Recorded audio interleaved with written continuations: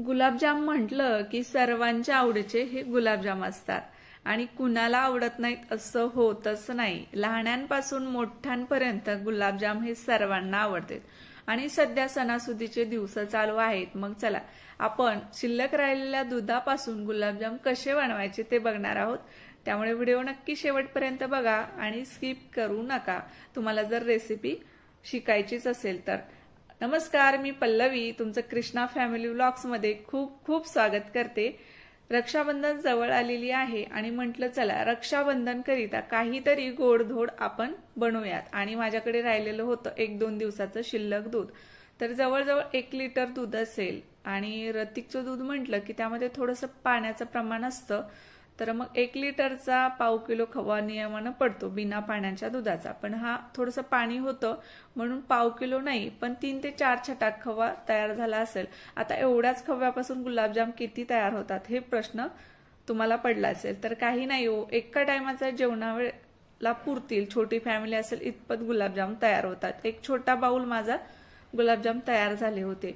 तर म्हटलं चला दरवेळेस दूध शिल्लक राहिलं की एक रेसिपी म्हणजे तीच रेसिपी बनवून कंटाळा आलता आणि म्हटलं रक्षाबंधन सुद्धा जवळ आलेली आहे, गुलाबजाम तयार करूयात। आता प्रत्येकाच्या घरामध्ये सणासुदीची दिवस म्हटले की काहीतरी गोडधोड तयार होतं।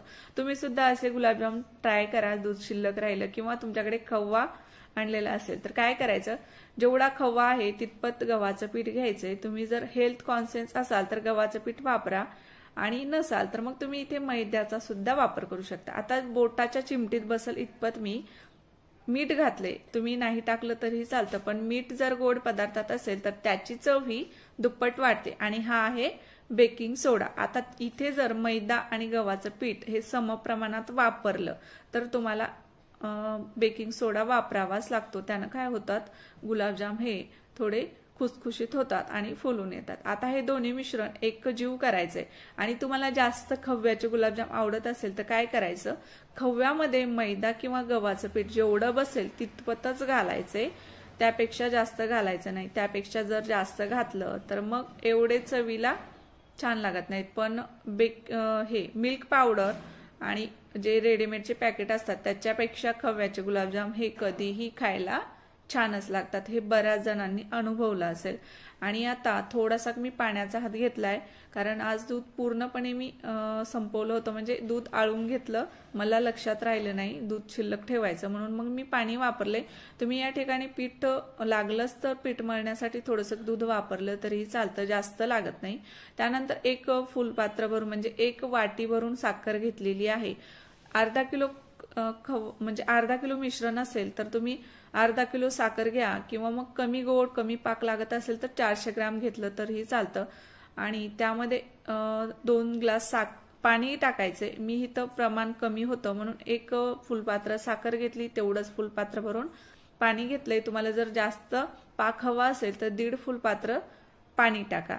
आणि या ठिकाणी आता तिकडे चाचणी बनत आहे, तोपर्यंत मी इकडे तेल गरम करायला ठेवलंय आणि लगेच मी गुलाबजाम बनवायला घेतलेला आहे। तिकडे चाचणी तयार होती तोपर्यंत आपले इकडे गुलाबजाम सुद्धा तयार होतील, म्हणून मग मी मध्ये मध्ये चाचणी ढवळत होते। इकडे तेल गरम झालं की मस्त असे तुमच्या आवडीनुसार लहान मोठे कसेही गुलाबजाम बनवा आणि शक्यतो कमी गॅसवर हे गुलाबजाम तळून घ्यायचे, कारण मध्ये सुद्धा खूप छान गुलाबजाम तळले जातात। तुम्ही जर एकदम फुल गॅसवरती गुलाबजाम तळले तर मग गुलाबजाम तुमचा मध्ये कच्चाच राहतो आणि मग तुम्हाला वाटतं आजची रेसिपी बिघडली, असं होत नाही बरं का। जर खरंच बिघडली तर मग काय करायचं, थोडासा बेकिंग सोडा टाकायचा, दुधाचा हात घ्यायचा आणि पीठ छान मळून घ्यायचं। बिलकुल घाबरायचं नाही, फक्त पहिल्याच वेळेस अति प्रमाणात बेकिंग सोडा टाकू नका, कारण जास्त झालाच तर मग काय करा, मैदा वापरावा लागतो। पण शक्यतो होईल तेवढं बेकिंग सोड्याचं प्रमाण कमी वापरायचं आणि एकदम कमी मैदा टाकायचा, थोडासा दुधाचा हात घ्यायचा आणि परत एकदा पीठ मळायचं आणि बिलकुल घाबरायचं नाही रेसिपी चुकल म्हणून। तर हे बघा एकदम कमी गॅसवरती बराच वेळ गुलाबजाम तळायचे आणि खव्याचे गुलाबजाम हे थोडेसे काळपट रंगाचे तळले की चवीला खूप छान लागतात। जर पॅकेटचे असतील तर ते लाल रंगाचे तळायचे, पॅकेटचे किंवा मिल्क पावडरचे। तर हे बघा गुलाबजाम मध्ये सुद्धा खूप छान असा तळलेला आहे। असा गुलाबजाम तळला की तो खूप चांगल्या प्रकारे पाक शोषून घेतो आणि छान रसरशीत असा गुलाबजाम तयार होतो। तर सर्व गुलाबजाम एकदम कमी फ्लेमवरती तळायचे आहेत आणि एकदम छान डार्क काळपट कलर म्हणजे डार्क चॉकलेटी कलर येऊ द्यायचा आहे. हे चवीला छान लागतात. असं काहीतरी नवीन पदार्थ म्हटले गोड की मुलं अगोदरच ताट घेऊन बसलेले असतात. आता गुलाबजाम खूप छोटाले बनवले होते आणि त्याने ताट बघा किती मोठं घेतलंय. त्याला खूप घाई झालती कारण आमच्या आवडीचे गुलाबजाम खूप आहेत बघा आणि बऱ्याच मुलांना आवडतात. असं नाही की ते आम्हालाच आवडतात, तुम्हाला सुद्धा आवडतात असं नाहीये. तर चला पिल्लूने तिकडे तयारी केली, त्याचं खायचं म्हणजे सुरू झालेलं आहे आणि इकडे मी गुलाबजाम बनवून घेत होते. आणि हे बघा मस्त असे छान काळपट रंगाचे गुलाबजाम तळलेले आहेत. हे चवीला खूप छान लागतात. तुम्ही सुद्धा ट्राय करा एक वेळेस, तुम्हाला सुद्धा नक्की आवडतील.